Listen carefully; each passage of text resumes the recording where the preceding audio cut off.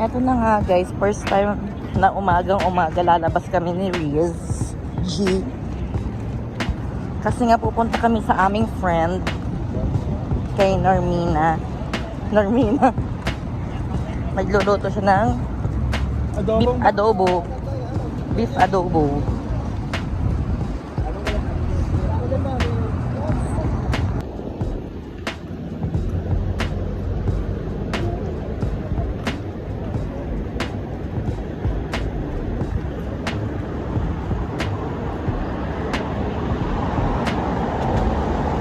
Medyo maaraw ngayon sa Abu Dhabi.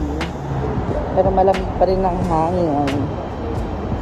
Ito nga po sa lokasyon ng Abu Dhabi kung saan makikita na napaka-araw ng lugar pero mararamdaman mo ang lamig dahil winter season ngayon dito sa Abu Dhabi. Kaya ano pang hinihintay nyo mga kabagang? Ano ka bagang? Naka-ready agad.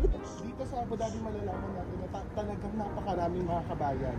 Kaya naman guys, ay, mali! Kasi kaya naman po ako sa inyo guys, tara na dito sa Abu Dhabi.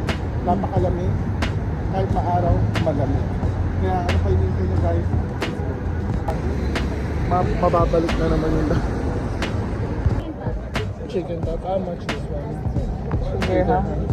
Aso mo? Give us two. Got it. And what is this samosa? How much is the alo samosa? Also, just some alo samosa. And then also 2 alo samosa.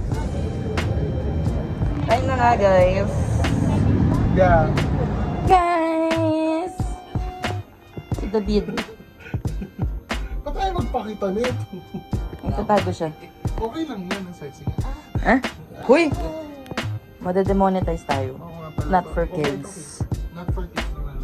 Yan niyo po yung collection ni David. Yan po. Eh, 8. the shoes will set you free. Yes.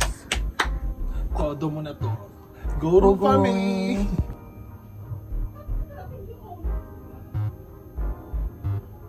Wow, yummy. Kikain nga po pala kami.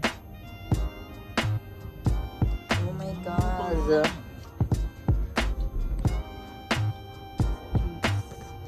Thank you.